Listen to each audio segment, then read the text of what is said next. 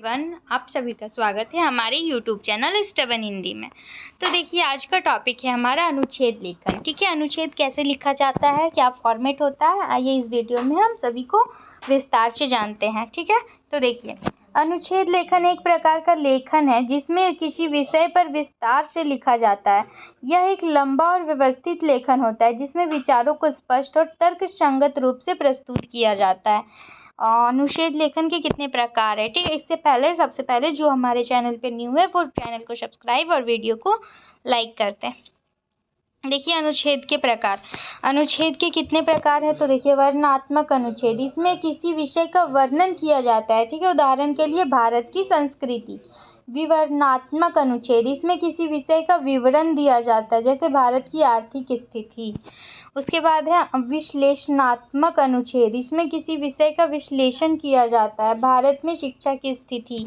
ठीक है, तो ये सब आपको समझना होगा। देखिए, समीक्षात्मक अनुच्छेद। समीक्षात्मक में इनमें किसी विषय को समीक्षा दी जाती है, उदाहरण के लिए किसी पुस्तक की समीक्षा। आलेख मतलब इसमें किसी विषय पर विस्तार से लिखा जाता है, भारत की स्वतंत्रता की लड़ाई। ठीक है, अनुच्छेद का क्या फॉर्मेट होता है, तो देखिए, अनुच्छेद का फॉर्मेट है शीर्षक। मीन अनुच्छेद का शीर्षक जो विषय को दर्शाता है। ठीक है, हेडलाइन मीन टाइटल। ओके, फिर है मुख्य भाग, इसमें विषय का विस्तार से वर्णन किया जाता है, और जो विषय होता है, जिस विषय पे हम लिख रहे होते हैं, जो चीज़ अनुच्छेद का टाइटल होता है, उस पे बहुत ही विस्तार से वर्णन किया जाता है। उपसंहार, इसमें विषय का सारांश दिया जाता है, मीन जो हम लिखे हैं। ठीक है, जो पूरा ऐसे हम लिखे हैं, अनुच्छेद लिखे हैं, उसका क्या मीनिंग निकला। ठीक है, उसके सारांश को उपसंहार के रूप में यहाँ लिखा जाता है, लास्ट में पॉइंट वाइज। ठीक है, तो अब देखिए, अनुच्छेद लेखन के सुझाव। कितने अनुच्छेद लेखन के सुझाव है। विषय का चयन करना, विषय पर शोध करें, रूपरेखा बनाएं, लेखन शुरू करें, संपादन करें और फिर प्रूफ रीडिंग करें। ठीक है, इसके बाद है अनुच्छेद के मुख्य तत्व। अनुच्छेद के कितने तत्व हैं, तो देखिए 5 तत्व है। विषय होता है अनुच्छेद का मुख्य विषय, फिर मुख्य विचार, अनुच्छेद का मुख्य विचार, उदाहरण, अनुच्छेद में उदाहरण देना, तार्किक, अनुच्छेद में तार्किक विचारों का प्रयोग, निष्कर्ष, अनुच्छेद का निष्कर्ष। ठीक है, उसके बाद है अनुच्छेद के लाभ। अनुच्छेद लेखन से क्या लाभ है हमें, तो देखिए, अनुच्छेद लेखन से विचारों को स्पष्ट रूप से व्यक्त किया जाता है। ठीक है, मीन हम अगर मान लो किसी विषय पे, किसी टॉपिक पे हम लिख रहे हैं। ठीक है, और हाँ, आपको किसी भी वीडियो का PDF चाहिए नोट्स के लिए, तो आपको टेलीग्राम ग्रुप में मिल जाएगी। टेलीग्राम ग्रुप का लिंक, चैनल का लिंक डिस्क्रिप्शन में, आप वहाँ से ज्वाइन हो सकते हैं। ओके, देन वीडियो को कंटिन्यू करते हैं। ठीक है, तो देखिए, विचारों को स्पष्ट रूप से व्यक्त करना, फिर ज्ञान को बढ़ाना, लेखन कौशल को विकसित करना।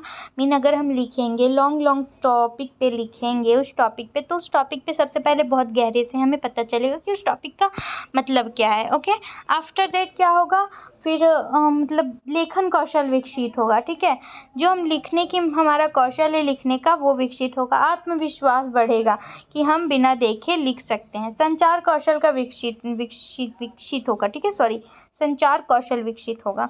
अब हम आगे देखते हैं अनुच्छेद लेखन के उदाहरण। कुछ यहाँ पे मैं अनुच्छेद लिख के रखी हूँ। देखिए, भारत में शिक्षा की स्थिति, तो ये ज़्यादा लॉन्ग तो नहीं है, बट आपको अगर लॉन्ग टॉपिक पे, किसी भी टॉपिक पे अनुच्छेद चाहिए लॉन्ग करके नोट्स टाइप का, तो आप उसे कमेंट में बताएं, मैं उस पे टॉपिक पे एक अनुच्छेद बना दूंगी। और इस तरह से कि आप अगर वो एग्ज़ाम में लिख दो तो फुल में फुल मार्क्स आ जाएगी। ठीक है, तो चलिए हम भारत में शिक्षा की स्थिति को देखते हैं। इस पे हम एक अनुच्छेद लिखेंगे।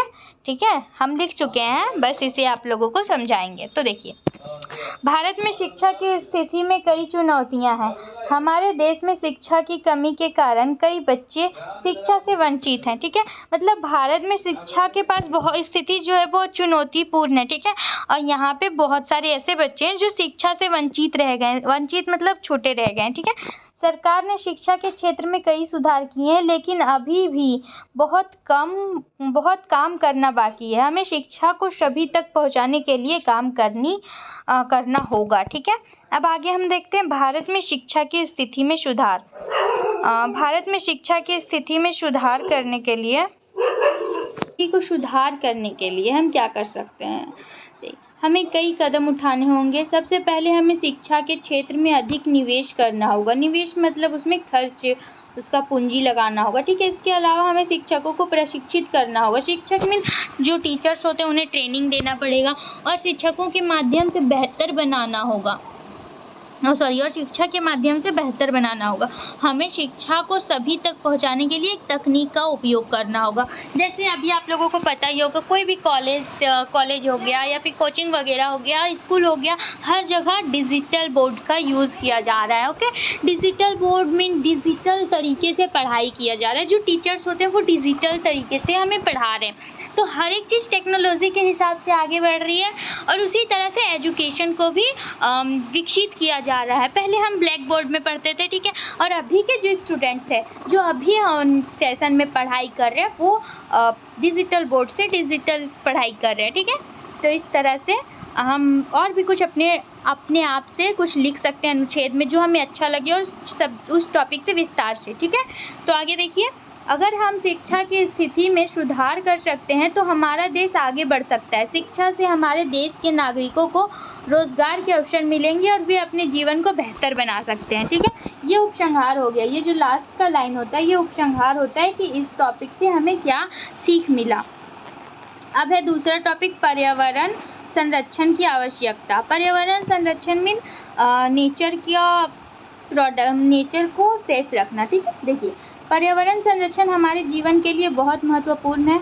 हमारा पर्यावरण हमारे जीवन को स्वस्थ और सुरक्षित बनाता है, लेकिन हमारे दैनिक जीवन में हम पर्यावरण को नुकसान पहुंचा रहे हैं। हमें पर्यावरण संरक्षण के लिए काम करना होगा, ठीक है। फिर हम टॉपिक को शुरू करेंगे। थोड़ा लॉन्ग भी आप करके लिख सकते हैं, यहाँ पे मैंने शॉर्ट लिख के रखा है। तो अगर आपको लॉन्ग टाइप पे चाहिए तो आप कमेंट करके बताएं, फिर मैं लिख के वीडियो बना दूँगी। चलिए इधर देखिए, पर्यावरण संरक्षण के लिए हमें कई कदम उठाने होंगे। सबसे पहले हमें ऊर्जा की बचत करनी होगी, ठीक है, इलेक्ट्रिसिटी की बचत करनी होगी। इसके बाद इसके अलावा हमें जल संचयन करना होगा। जो पानी को बचाना होगा उसका क्या बोलते हैं, उसको बचाना होगा मीन उसको सेव करना होगा, ठीक है। और प्रदूषण कम करना होगा। हमें वनस्पति और जीव जंतुओं की रक्षा करनी होगी। वनस्पति मीन जंगल को काटने से बचाना होगा, जीव जंतु को बचाना होगा, ठीक है। इसी तरह से हम पर्यावरण संरक्षण पे अपना योगदान दे सकते हैं। अब देखिए, अगर हम पर्यावरण संरक्षण कर सकते हैं तो हमारा जीवन स्वस्थ और सुरक्षित होगा। पर्यावरण संरक्षण से हमारे देश की अर्थव्यवस्था भी मजबूत होगी। हमें पर्यावरण संरक्षण के लिए काम करना होगा और अपने आने वाली पीढ़ियों के लिए एक सुरक्षित भविष्य बनाना होगा, ठीक है।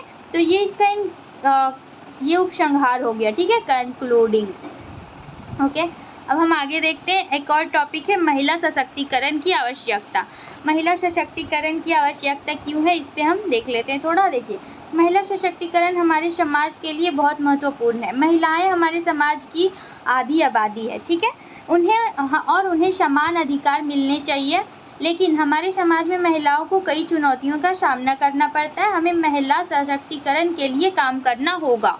तो इस टॉपिक पे हम और भी बहुत कुछ कम से कम 2 से 3 पेज लिख सकते हैं, बट एग्ज़ाम में 1 पेज होता है और ये 1 पेज भी नहीं है, ये शॉर्ट में मैंने बता रखा है। तो आपको अगर फुल टॉपिक पे चाहिए तो कमेंट करके बताएं, ठीक है। देखिए, महिला सशक्तिकरण के लिए हमें कई कदम उठाने होंगे। सबसे पहले हमें महिलाओं को शिक्षा के अवसर प्रदान करने होंगे, ठीक है। उसके बाद इसके अलावा हमें महिलाओं को रोज़गार के अवसर प्रदान करने होंगे।